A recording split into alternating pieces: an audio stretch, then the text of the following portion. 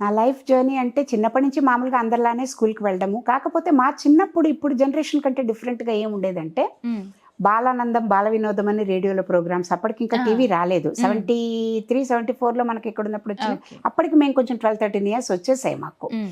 So, అప్పుడు మాకున్నదంతా radio. హ్మ్. So, రేడియోలో తర్వాత బయట ఆడుకోవడము, పిల్లలందరం ఒక 20, 30 మంది కాలనీ పిల్లలం అందరం కలిసి రోజు సాయంత్రం ఆడుకోవడము. హ్మ్. మంచి బాండ్. స్కూలుకి కూడా అదే. కలిసి వెళ్ళడము. ఆ! తర్వాత రేడియో ప్రోగ్రామ్స్‌కి వీటికి కాలనీలో కొంతమంది హ్మ్. పెద్దవాళ్ళు మమ్మల్ని పాటలు పాడించడం, స్కిట్స్, డ్రామాలవి ఓకే. వేయించడం, ఓకే. ట్రైన్ చేసి ఆల్ ఇండియా రేడియోకి తీసుకెళ్ళడము. ఓకే. ఇట్లా చిన్నప్పటి నుంచి కూడా చాలా యాక్టివ్‌గా అంటే మనలో లేటెంట్‌గా ఏ కళలైతే ఉన్నాయో హ్మ్. వాటిని వీళ్ళు ఆప్టిమైజ్ చేస్తూ బయటికి తీసుకొచ్చి ఎంకరేజ్ చేయడం వల్ల ఓకే. కాన్ఫిడెన్స్ ఒకటి, మన హ్మ్. లోపల మనకు తెలియకుండానే ఉన్న అవును. స్ట్రెంగ్త్స్ ఏంటని ఐడెంటిఫై చేసుకోవడం ఒకటి చిన్నప్పుడే జరిగింది. ఓకే. సో, అకాడమిక్స్‌తో పాటు కొంచెం బిజీ అయిపోయి అదంతా అయినాక జాబ్‌లో చేరాక హ్మ్. అప్పటికి నేను ఇంకా నాకు చాలా అకాడమిక్స్ అంటే చాలా ఇంట్రెస్ట్ ఉండేది. ఓకే. సో, మంచి అంటే జ్ఞానం నాకు ఎక్కువ అప్పీల్ అవుతుంది. హ్మ్. భక్తి, కర్మ వీటన్నిటితో హ్మ్. పాటుగా హ్మ్. ఎక్కువ జ్ఞానం అప్పీల్ అవుతుంది. ఓకే. అసలేమిటి తెలుసుకోవాలి దేని గురించైనా అని. హ్మ్. అట్లా బీకామ్‌తో నాకు సరిపోలేదు. అందుకని ఐసీడబ్ల్యూలో కూడా జాయిన్ అయ్యాను. ఓహ్! ప్రొఫెషనల్ అవ్వాలి, ఒక మంచి ఓకే. ప్రొఫెషనల్‌గా జాబ్ చేయాలి అని. హ్మ్. అనుకుని ఐసీడబ్ల్యూలో జాయిన్ అయ్యి ఈవినింగ్ కాలేజ్‌కి లిటిల్ ఫ్లవర్‌కి వెళ్ళి క్లాసెస్ ఓహ్! తీసుకోవడము, హ్మ్. మార్నింగ్ జాబ్ చేసుకోవడం, అలాగే హ్మ్. ఆఫీస్‌లో కూడా నెక్స్ట్ హైయర్ ప్రమోషన్స్‌కి ఉన్న ఎగ్జామ్స్ అవన్నీ హ్మ్. రాసి కాంపిటీటివ్ ఎగ్జామ్స్ చాలా టఫ్‌గా ఉంటాయి. అవును. చాలా రిజల్ట్స్ టఫ్. తక్కువ ఉంటాయి. అవును. ఈ ఆల్ ఇండియా దీని మీద అవును. చాలా తక్కువ రిజల్ట్స్. హ్మ్. అవన్నీ కూడా చక్కగా ఫస్ట్ అటెంప్ట్స్‌లో పాస్ అయ్యి ఓహ్! ఎందుకంటే అంత ఫోకస్డ్‌గా అట్లా చదువుకున్నప్పుడు మనకు రిజల్ట్స్ కూడా అలాగే ఉంటాయి ఫస్ట్ కాబట్టి అటెంప్ట్ అంటే చాలా గ్రేట్ మ్యామ్ అదే అసలు. హ్మ్. ప్రొఫెషనల్‌గా కూడా ఐసీడబ్ల్యూ చేయడం వల్ల నాకు ఆ అడ్వాంటేజ్ దొరికింది. ఓకే. దీనికి 10-12 అవర్స్ రోజు చాలా ఇమ్మర్సివ్ స్టడీ ఉంటుంది ఐసీడబ్ల్యూ. హ్మ్. చాలా కష్టం అక్కడ. హ్మ్. 2% రిజల్ట్స్ కూడా వచ్చినప్పుడు. ఓహ్! ఆ 2%లో మనం ఉండాలంటే ఎక్స్‌ట్రా మైల్ ఎలా వెళ్ళాలి? ఎలా అవును. కష్టపడాలి? హ్మ్. హ్మ్. కంబైన్డ్ స్టడీస్ చేసుకోవడము, హ్మ్. చాలా లేట్ కష్టపడి చదువుకోవడం, హ్మ్. బాగా అనలిటికల్‌గా ప్రతిదాన్ని ఆలోచించడము, హ్మ్. ఊరికే ఏదో రటాయించి అదే. అవును. రాయడం కాకుండా హ్మ్. అవన్నీ అలవాటయ్యాయి. అది నాకు డిపార్ట్మెంటల్ ఎగ్జామ్స్‌కి బాగా హెల్ప్ చేసిందనమాట. ఓకే. ఎక్స్‌ట్రా అడ్వాంటేజ్ అదే. అయిందది. హ్మ్. అలా అయినాక నేను అది చేసుకున్నాక మళ్ళీ ఎంబీఏకి ఇంకా హ్మ్. సరిపోలేదు నాకు ఐసీడబ్ల్యూ. సో, ఎగ్జిక్యూటివ్ ఎంబీఏ చేసుకుందాము.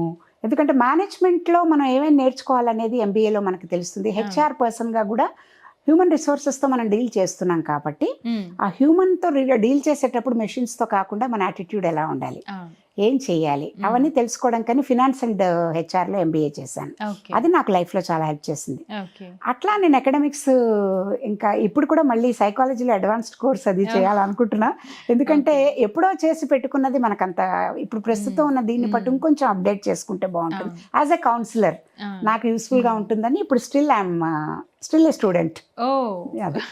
సోషల్ యాక్టివిటీస్ ఏం చేశారు మ్యామ్ మీరు? సోషల్ యాక్టివిటీస్ అంటే నేను ఏజీ ఆఫీస్‌లో ఉన్నప్పుడు మాకు స్టడీ సర్కిల్ ఒకటుండేది. హ్మ్. సత్యసాయి బాబా వారి ప్రేరణతో పెట్టారది. ఓకే. సత్యసాయి బాబా వారు ఎప్పుడు చెప్పేది సేవ, ప్రేమ. ఈ హ్మ్. రెండిటి గురించే ఎక్కువ చెప్తారు. హ్మ్. అందరిని ప్రేమించు, అందరిని సేవించు. ఓకే. సో, అందులో మేమున్నప్పుడు ఆధ్యాత్మిక ప్రసంగాలు పెద్ద పెద్ద వాళ్ళు, హ్మ్. ఇంక్లూడింగ్ గరికపాటి, సత్యవాణి లాంటి హ్మ్. వాళ్ళు ఎంతోమంది. హ్మ్. వాళ్ళందరినీ పిలవడము, వాళ్ళందరూ హ్మ్. వచ్చి లంచ్ టైమ్‌లో మాకు స్టడీ సర్కిల్ 1 అవర్‌లో 45 మినిట్స్ అలా వాళ్ళు మాట్లాడడం. వాళ్ళందరినీ నేను ఇన్వైట్ చేయడము. ఓహ్!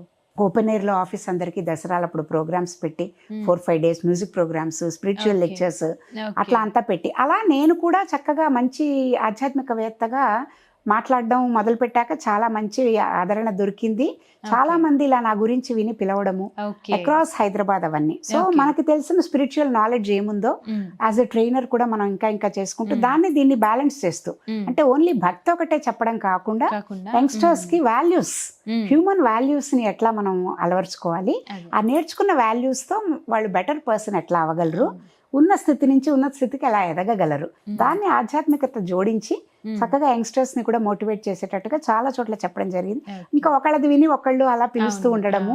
ఓకే. చాలా సమితుల్లో బయట ఊళ్ళల్లో ఓకే. తిరుపతి వాళ్ళకి చేశాము. ఓహ్! తిరుపతి హిందూ ధర్మ ప్రచార పరిషత్ వాళ్ళు దీని గురించి తెలుసుకుని హ్మ్. చాలా ఏళ్ళు ఎవ్రీ ఇయర్ సమ్మర్‌లో ఎల్వి సుబ్రహ్మణ్యం గారు అక్కడ ఉండంగా హ్మ్. ఈవోగా హ్మ్. ఎవ్రీ ఇయర్ సమ్మర్‌లో పిలిచి హ్మ్. 7th క్లాస్ నుంచి డిగ్రీ వరకు ఉన్న పిల్లలు వేలల్లో పిల్లలందరూ తిరుపతికి పిలిపించి వాళ్ళని హ్మ్.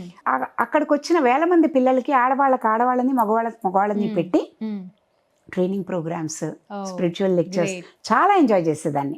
అసలు ఆ పిల్లల్ని మోటివేట్ చేసి వాళ్ళని ఒక చక్కటి మార్గంలో పెడితే అదే. వచ్చే సాటిస్ఫాక్షన్. ఆ ఓహ్! పిల్లలు ఇప్పటికీ నాకు కాల్ చేస్తారు. అప్పుడు ఏడో క్లాస్‌లో ఉన్న పిల్లలు. అదే. ఓహ్ అంటే మై గాడ్! లబ్ధి పొంది అదే. వాళ్ళు హ్మ్. ఫర్ ఎగ్జాంపుల్ చిన్న ఎగ్జాంపుల్ నేను ఒకరోజు చెప్తున్నప్పుడు వాళ్ళకి యాంగర్ మేనేజ్మెంట్, కోపాన్ని ఎట్లా మనం మేనేజ్ చేసుకోవాలనే దీన్ని చెప్తున్నాను. స్ట్రెస్, యాంగర్ ఒక్కొక్క రోజు ఒక్కొక్కటి, టైం మేనేజ్మెంట్ ఒక్కొక్క రోజు ఒక టాపిక్ చెప్తున్నప్పుడు, యాంగర్ మేనేజ్మెంట్ అన్నప్పుడు పిల్లలు కదా అని పెద్ద పెద్ద మాటలు చెప్పకుండా నేను ఏం చెప్పానంటే, బాగా కోపం వచ్చినప్పుడు కోపం రావడం సహజమే, కోపం రాదని అనుకోవడానికి మనం మునులు కాదు, ప్రపంచంలో ఉంటాం, మన కోపతాపాలు రావడం అనేది సహజం.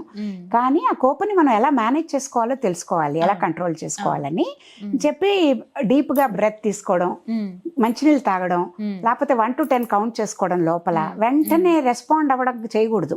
ఏదైనా కోపం వచ్చినప్పుడు అవతల వాళ్ళు ప్రొవోక్ చేస్తే నువ్వు వెంటనే రెస్పాండ్ అవ్వకూడదు, ఇలా తెలుసుకోవాలి అని చెప్పినప్పుడు ఆ పిల్లలు ఎంత ఉత్సాహంగా విని నోట్ చేసుకుని నేర్చుకుని, ఆ అమ్మాయి ప్రతిసారి ఫోన్ చేసినప్పుడు, ఇప్పుడు ఆ అమ్మాయి పెళ్లి కూడా అయిపోయింది, 7th స్టాండర్డ్ లో ఉన్న అమ్మాయి డిగ్రీ అయిపోయింది, పీజీ అయిపోయింది, జాబ్ చేస్తోంది, పెళ్లి చేసుకుంది.